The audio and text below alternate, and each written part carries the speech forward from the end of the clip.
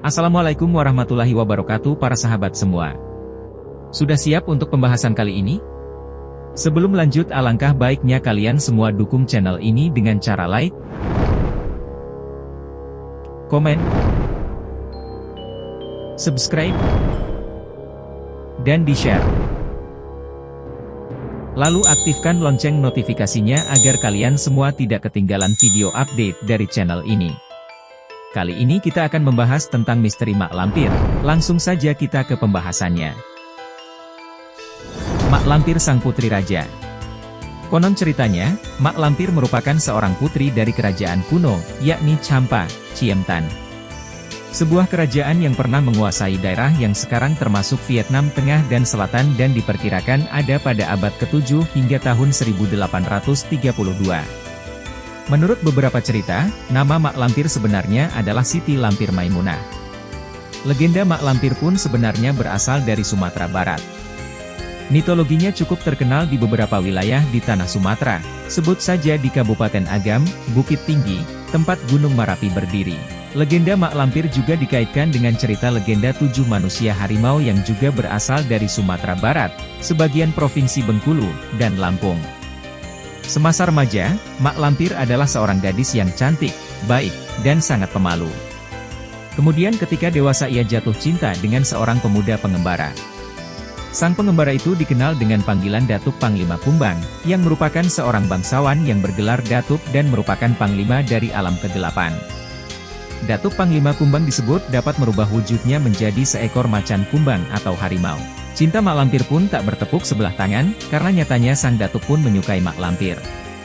Sayang, sejoli itu pun harus menerima kenyataan jika hubungan keduanya tak mendapat restu, karena pihak kerajaan Champa mengetahui bahwa sang Datuk berasal dari kaum siluman, begitupun sebaliknya. Sakit hati dengan kedua orang tuanya, Mak Lampir kemudian memutuskan untuk melarikan diri dan menyepi di kaki Gunung Merapi. Ia pun bertapa agar bisa masuk ke alam siluman dan menemukan pujaan hatinya. Sayang, upayanya belum membuahkan hasil. Di dalam pertapaannya itu, kemudian Mak Lampir bertemu dengan seorang pertapa lain yang akhirnya menjadi gurunya, dan membuatnya jadi wanita yang sangat sakti. Guru Mak Lampir itu bernama Nenek Serintil, yang dikatakan cukup sakti mandraguna dari aliran hitam anggrek jingga. Nenek Serintil dikisahkan adalah seorang pertapa berasal dari Pulau Jawa yang memuja Batara Kala, sosok dewa yang disimbolkan sebagai raksasa yang berwajah menyeramkan.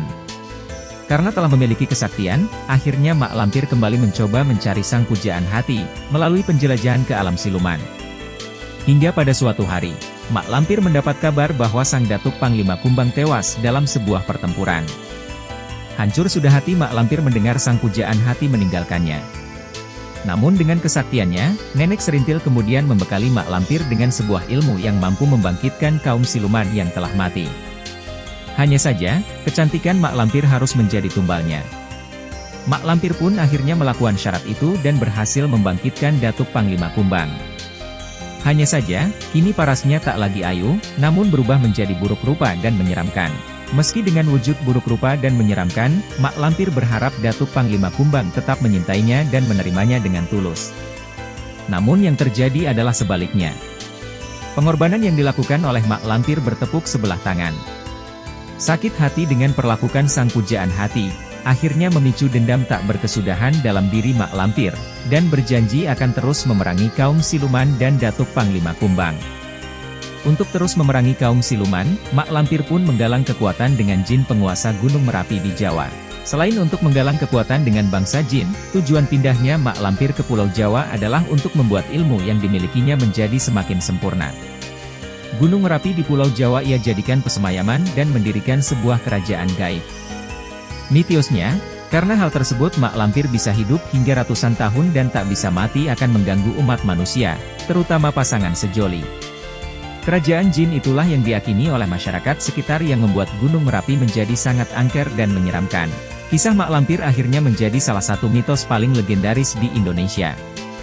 Terlepas dari benar tidaknya cerita, namun nyatanya kultur dan budaya Indonesia hingga kini masih kental dengan kepercayaan gaib. Nah itu dia sekilas tentang misteri mitologi Mak Lampir. Semoga kalian semua terhibur dengan topik pembahasan kali ini. Dan jangan lupa untuk selalu dukung channel ini dengan cara like, komen, subscribe, dan aktifkan lonceng notifikasinya.